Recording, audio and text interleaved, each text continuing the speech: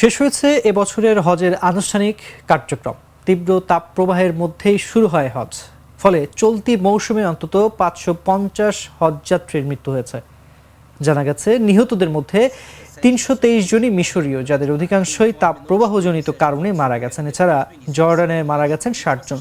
যদিও এর আগে দেশটির ৪১ নাগরিকের মৃত্যুর কথা জানানো হয়েছিল। সংবাদ মাধ্যম এএফপির হিসাব অনুযায়ী বর্তমানে নিহতের সংখ্যা বেড়ে ৫৫০ ছাড়িয়েছে। গত বছর হজ মৌসুমে বিভিন্ন দেশের ২৪০ জন মারা যান। তাদের মধ্যে অধিকাংশই ছিল ইন্দোনেশিয়ার নাগরিক। সৌদির জাতীয় আবহাওয়া কেন্দ্র জানায়, সোমবার মক্কার গ্র্যান্ড মসজিদ এলাকায় তাপমাত্রা ৫১ ডিগ্রি ছাড়িয়ে যায়।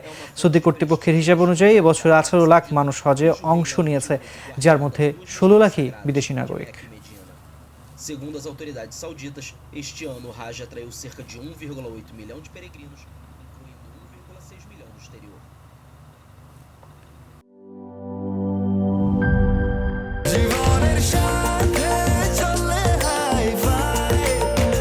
স্বাস্থ্যকর অল টাইম ফ্যামিলি কেক, সব সময় অল টাইম হেলদি লাইফ।